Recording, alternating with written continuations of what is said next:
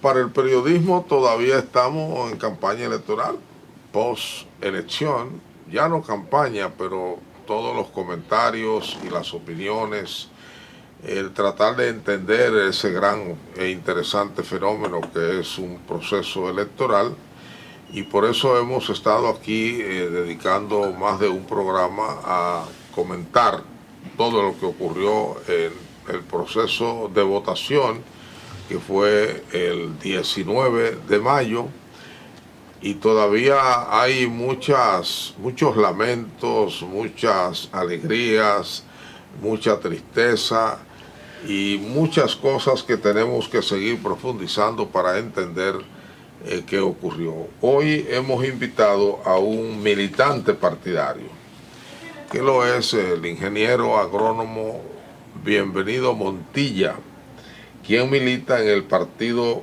País Posible, que fue un partido aliado del Partido Revolucionario Moderno y que apoyó la candidatura por segunda vez del ciudadano presidente de la República, don Luis Abinader Corona.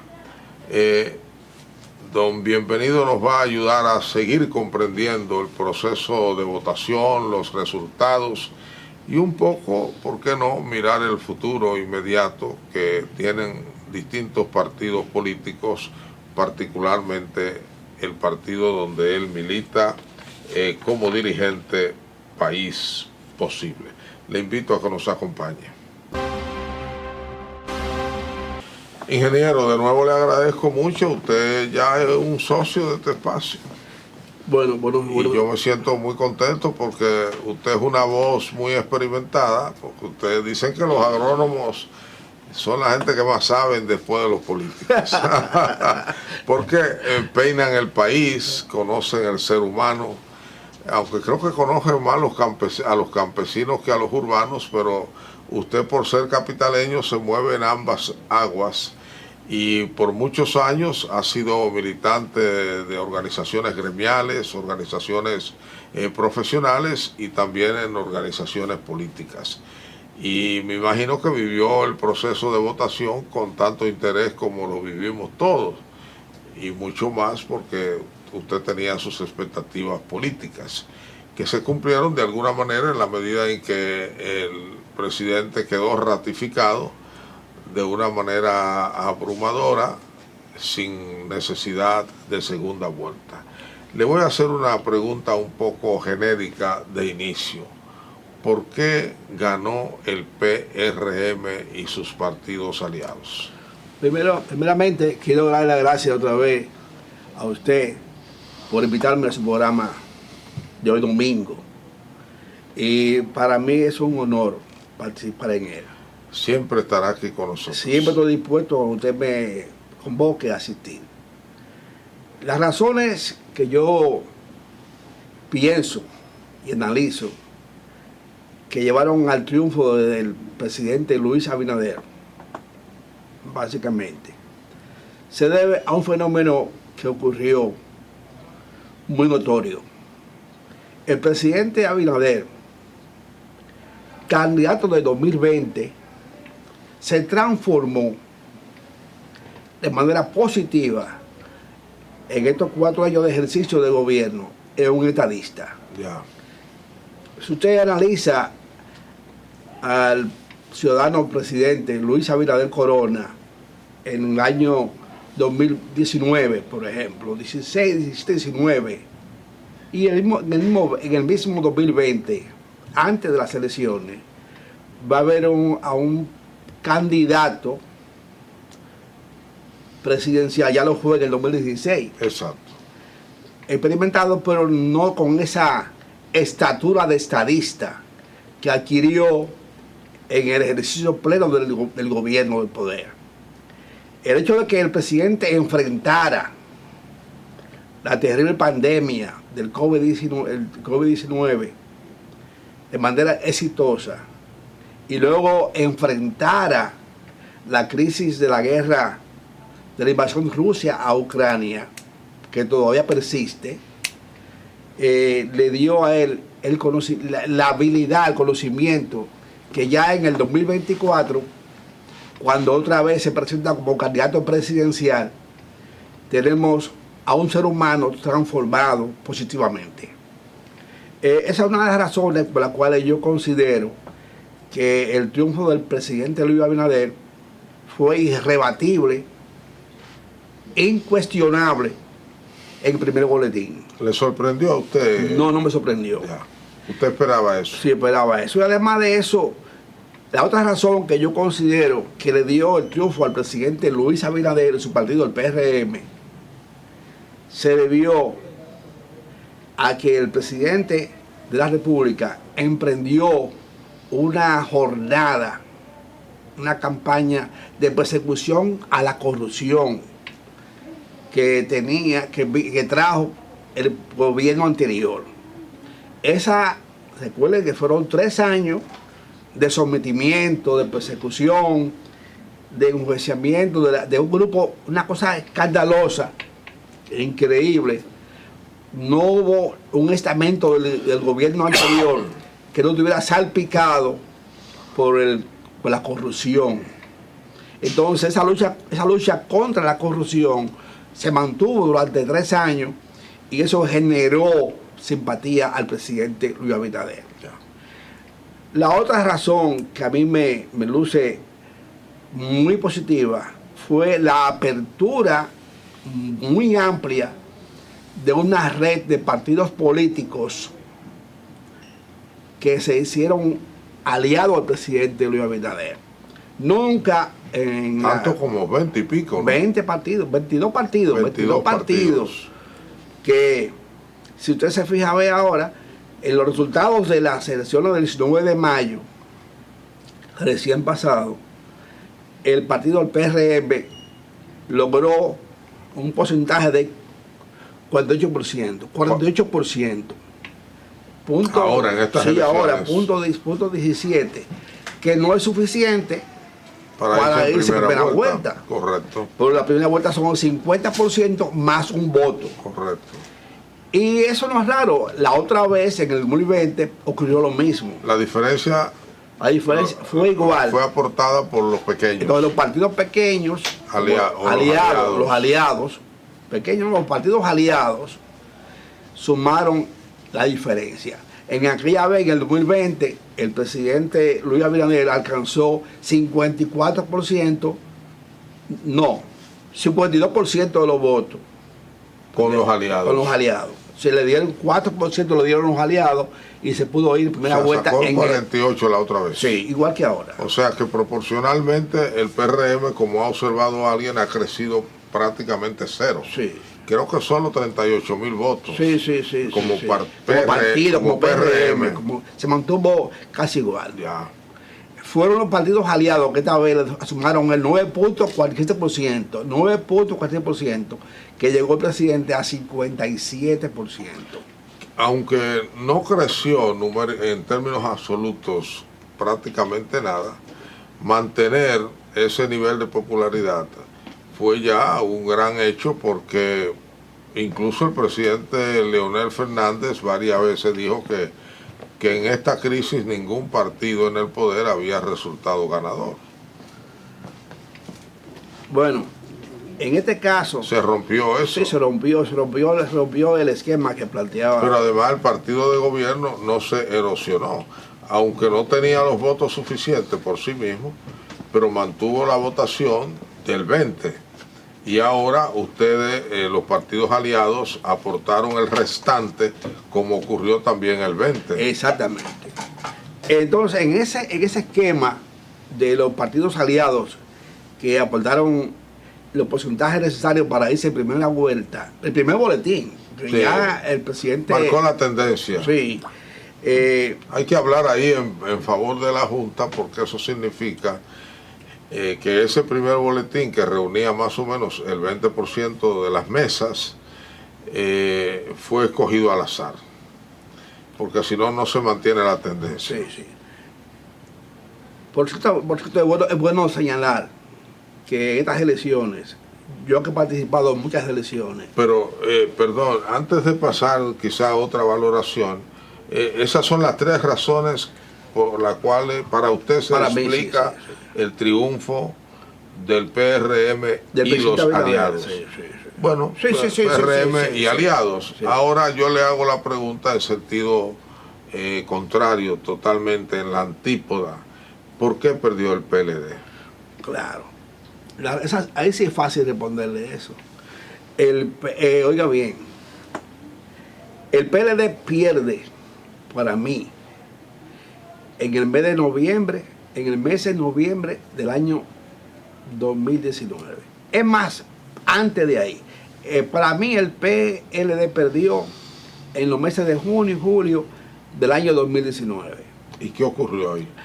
Usted recuerda que en el año 2019, en los meses de junio y julio, porque aquí hay que saber de historia, y es muy reciente, cómo se movilizó el pueblo dominicano,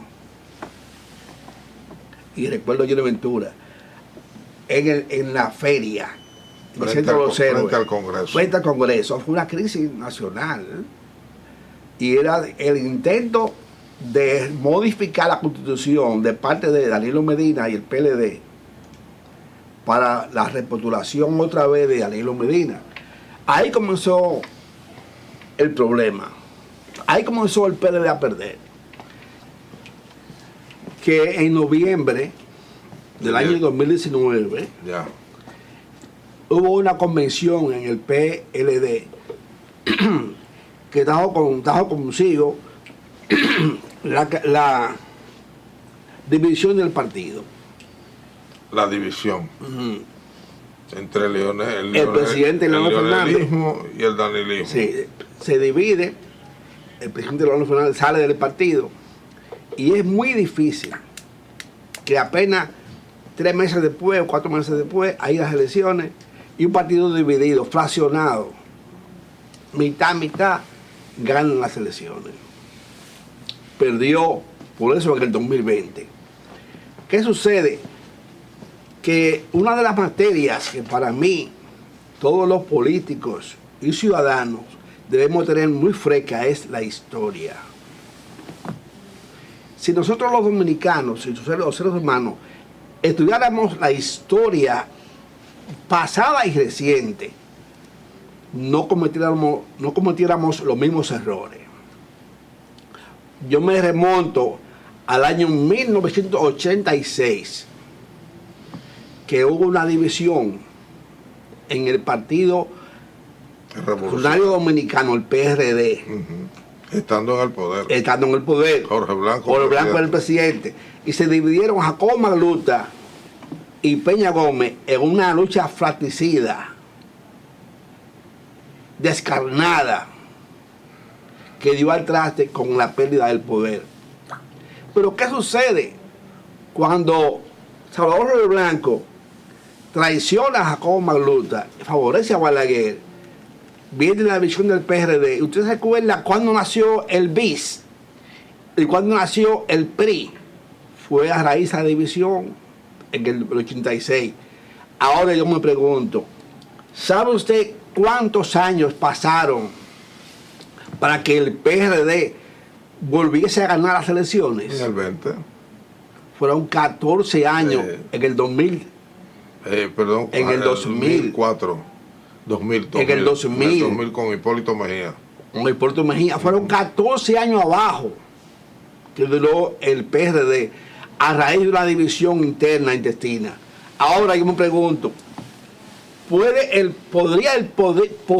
o hubiese podido un PLD recién dividido ganar en el 2024?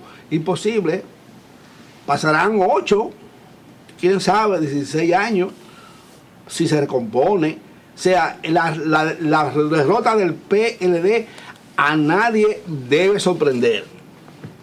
Hay aquí y la razón es la división interna. Ya, hay aquí. Perdón, aparte de otra razón muy pecaminosa, la corrupción. Ya. Vamos a hacer un paréntesis. Voy con la pregunta después de este paréntesis comercial. Estamos entrevistando al ingeniero agrónomo Bienvenido Montilla. quien es militante y dirigente del partido País Posible, uno de los partidos aliados al presidente Luis Abinader y al PRM en los comicios recién terminados el 19 de mayo. Y estamos hablando con él sobre el tema todavía presente en la opinión pública dominicana, que es el análisis, los comentarios sobre los resultados electorales. Bueno, pero usted no esperaba que Leonel Fernández y su Fuerza del Pueblo sacara más votos que el PLD. Sí. ¿Lo esperaba? Sí. Ah, pero usted es un gurú de la política. No. Esperaba el triunfo de Abinader, esperaba la debacle del PLD. Sí. Y esperaba la resurrección de Leonel. Sí. Es que nosotros no podemos, por más que tengamos una idea, una línea política, una simpatía política, eso no nos puede cegar, o movilizarse, como cegar a la realidad. Yeah. El presidente Leonel Fernández tiene el cerebro bien amueblado, o sea, es una persona de luces y es un candidato fuerte.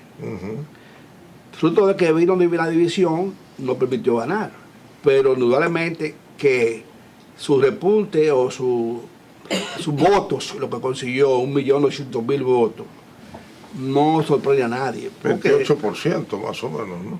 28%. Sí. Eso se esperaba. Y todas las encuestas, porque por más encuestas que hubieran sido a favor del gobierno, todas no pueden estar todas. Todas las encuestas apuntaban por ahí. La mayoría de las encuestas, todas apuntaban por ahí. Y es un candidato de muchas luces. Y venía con una cantidad de votos de su gobierno anterior, que eso no se erosiona. Esos votos no habrían sido succionados o cooptados en el PLD. ¿No piensa usted que la feligresía de la Fuerza del Pueblo y del PR y del PLD es la misma feligresía? Sí, claro. Usted se recuerda que... O sea, que los votos de Leonel eran gente del PLD. Pero claro, usted recuerda bien. Usted agarra el staff de directivos de la Fuerza del Pueblo. ¿Y de dónde vienen? La mayoría, de 100, 97 vienen del PLD. Yeah.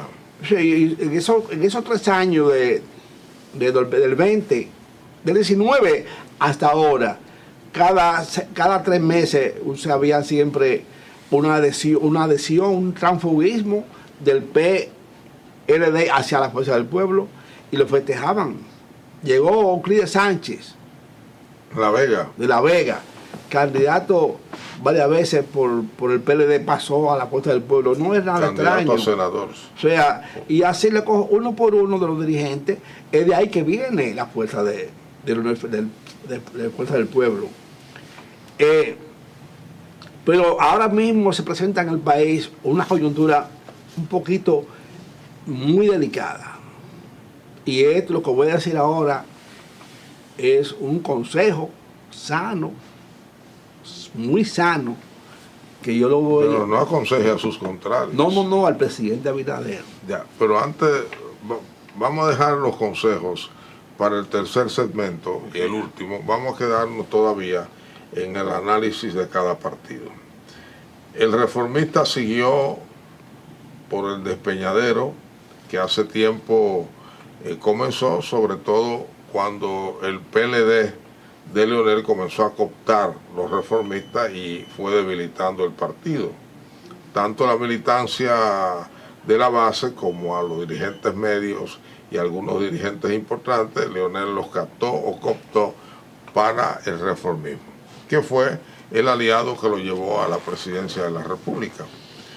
Y hace varios comicios que comenzó por igual la disminución de la fortaleza y de la presencia en la opinión pública del Partido Revolucionario Dominicano. De nuevo, tras la división, cuando la gente que formó el Partido Revolucionario Moderno salió del PRD.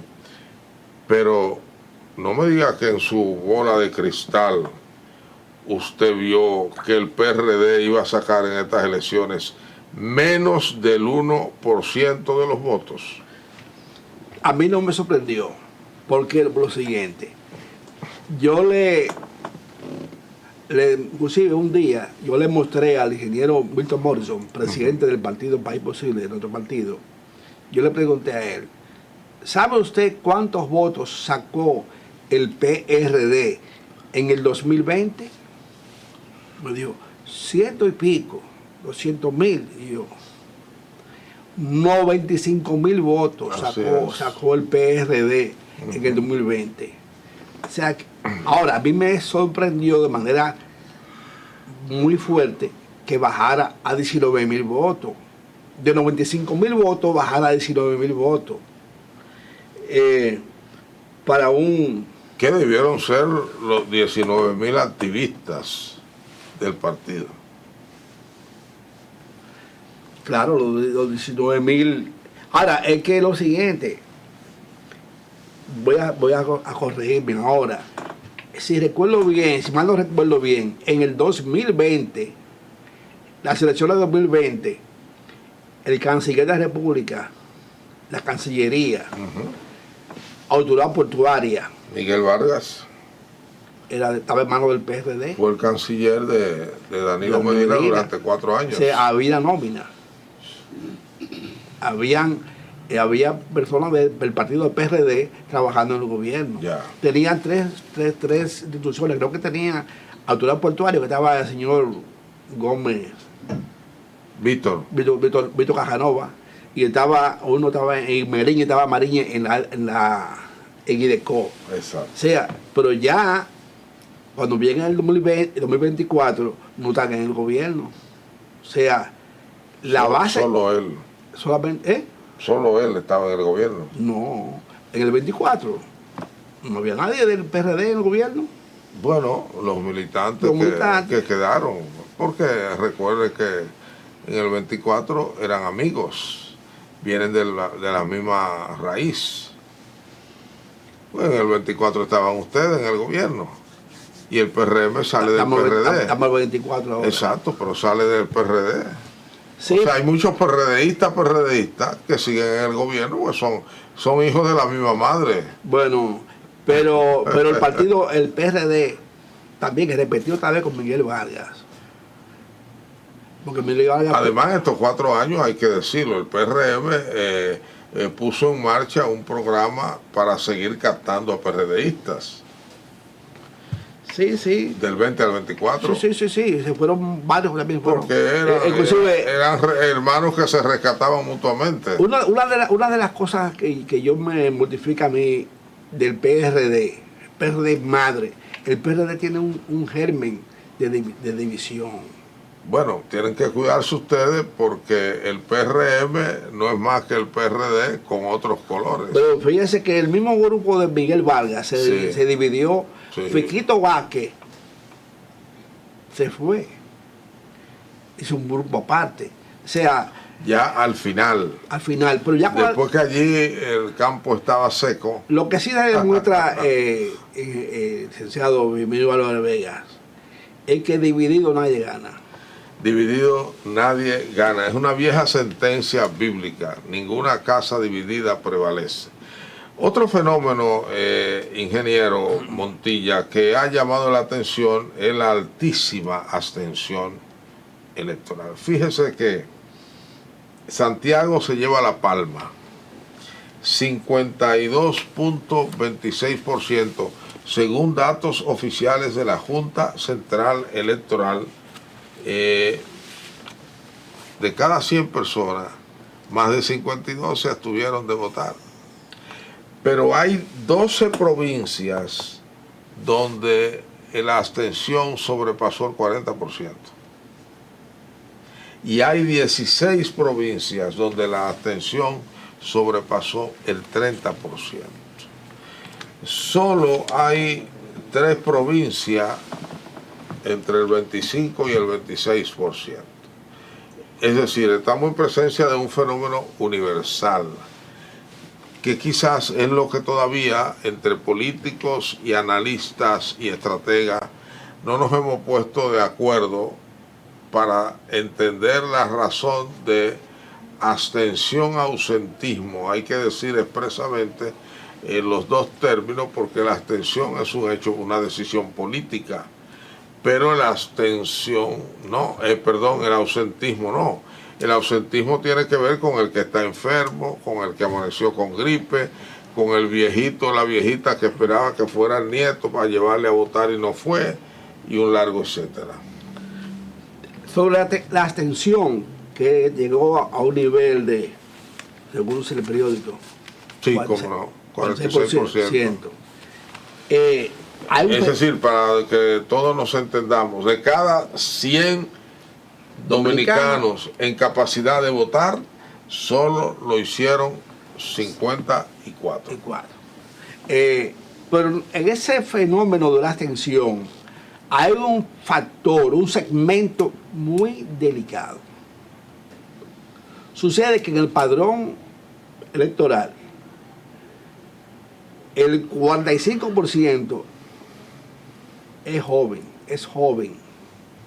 Y a mí me sorprendió ver en televisión que la juventud no quería votar. Así es. La juventud estaba apática, sí, indiferente en acudir a las urnas. Hay un proceso de desvinculación de la política en la juventud. Y eso, para la democracia, es un peligro.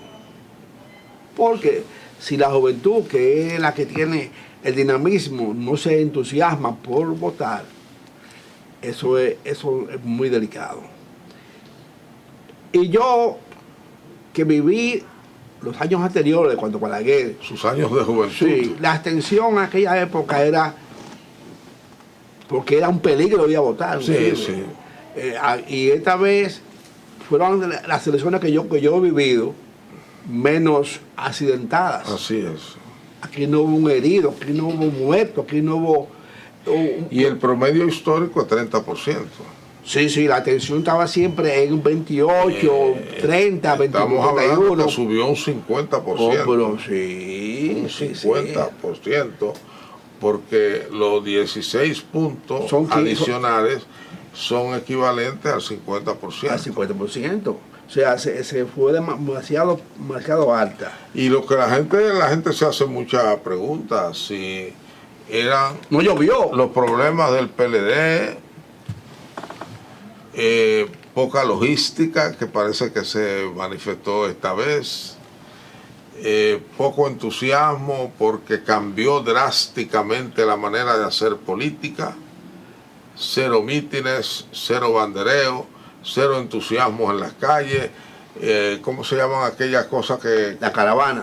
Con música, sí, aquellos vehículos grandes con una música... altoparlante. Sí, pero eso tenía un nombre estruendoso en las calles y con muchas muchachas elegantes bailando. Todo eso desapareció y la gente decía, esto parece un cementerio. No parece que estamos en elección, porque no había música, no había alegría manifiesta.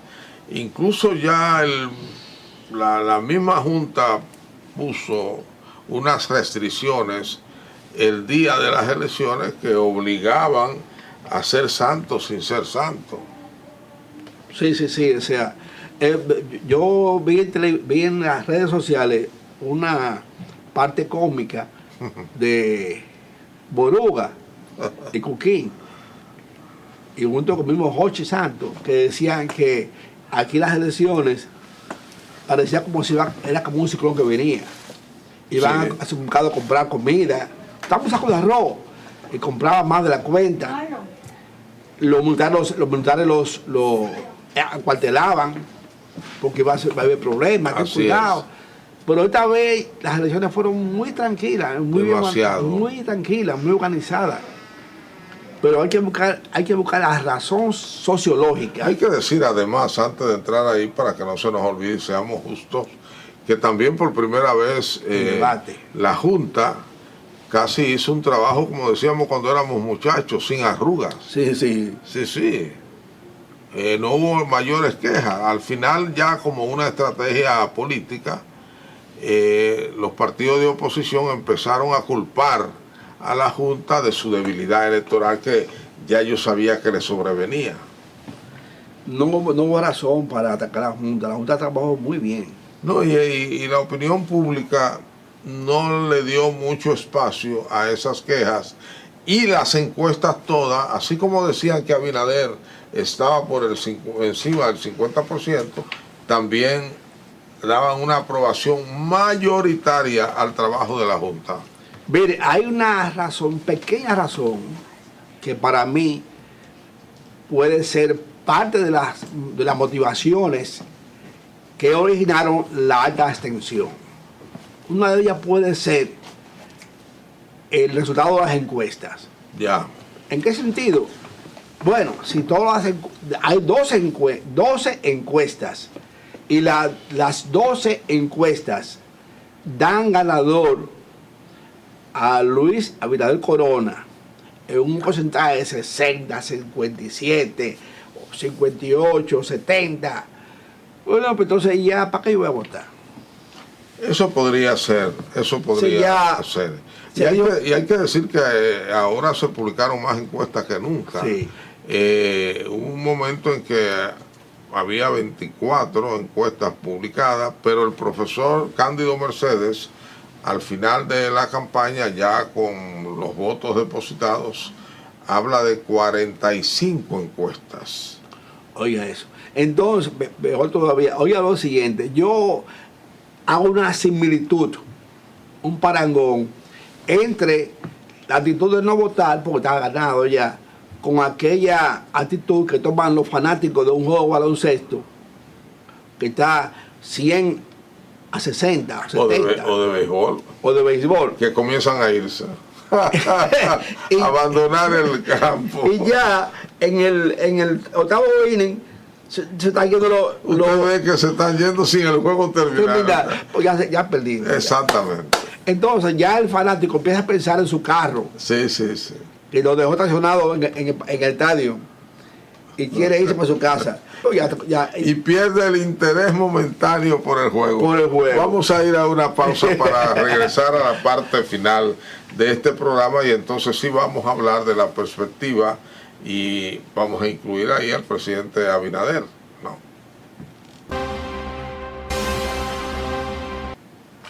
Bueno, ingeniero Montilla, ha comenzado un proceso abrupto de renovación de los partidos.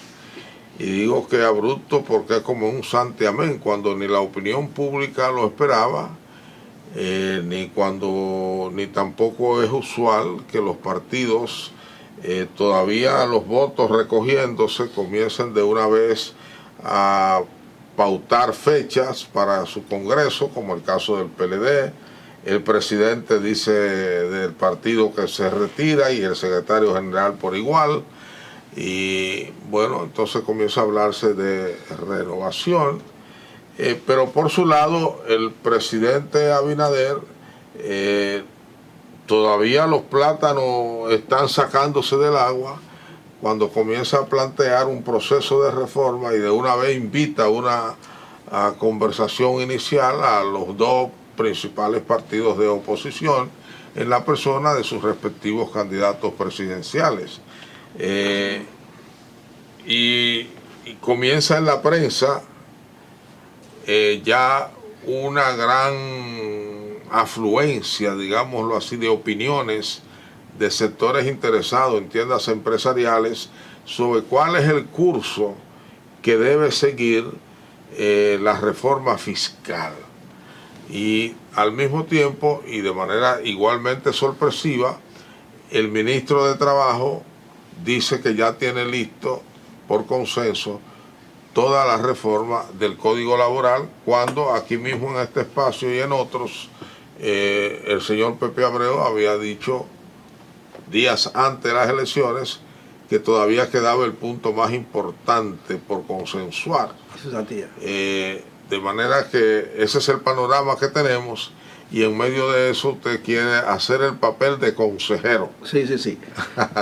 Mire, lo que usted acaba de plantear, de que los partidos políticos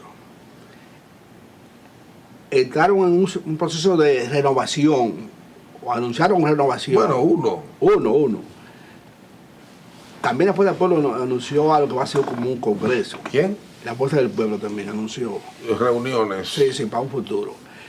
Ese fenómeno es novedoso en la República Dominicana. En la República Dominicana es novedoso. Ya. Pero es una costumbre en Europa, básicamente, que después de las elecciones, que pasan las elecciones, pues mucho propio, los dirigentes que perdieron en el proceso renuncien. Eso se da en los partidos de España, de Francia. Bueno, pero eso no lo han hecho aquí ni Aquí Lionel, ni Abel. aquí no. Porque estamos hablando de ahí viene, de la de ahí viene renovación partidaria, no de la actitud de los candidatos. Los candidatos no han dicho ya yo no vuelvo más a ser candidato, como que usted dice que ocurre en otros países. Sí, pero yo no me refiero a los candidatos. Hay quienes dicen que Lionel repetirá. Yo no me refiero a los candidatos, yo me refiero a los dirigentes partidarios. Ya. Y es por eso que lo que Mariotti dijo, y sobre él mismo y sobre Alino Medina, es novedoso que ellos van a salir de la elección. Algunos esperaban que salieran antes, sobre todo el presidente Danilo Medina. Sí, pero eso es novedoso aquí. En otros países si usted perdió, usted mismo se retira. Si es dirigente del partido, secretario general de la organización, yo perdí, no trabajé bien, van y se renuncia. Aquí nadie renuncia. No. Ni sindicalista. Decía Fon Bernal que en este país lo único que no se puede ser es un ex nada. Nada. Entonces, mi enfoque, le decía otra vez, que debemos volver a la historia, analizar, revisar la historia pasada y reciente. Y voy a la historia. Usted se recuerda los resultados electorales del país en el año 2002, que hubo elecciones de medio término, congresuales y municipales. ¿Quién barrió con todos los cargos? Solamente un solo senador fue opositor, el señor Tomás Pérez, del PLD. Después todos los senadores eran del PRD. Y que lo había vaticinado su amigo Hipólito. Sí, porque hubo 2 años de Hipólito que fueron brillantísimos. Entonces, y además él puso una cosa que se llamó Operación Sin y Operación Tabla. ¿Qué pasó? Comenzó a distribuir tablas para arreglar las casas y Sin también. Ahora viene el peligro. Cuando se gana así, de manera absoluta,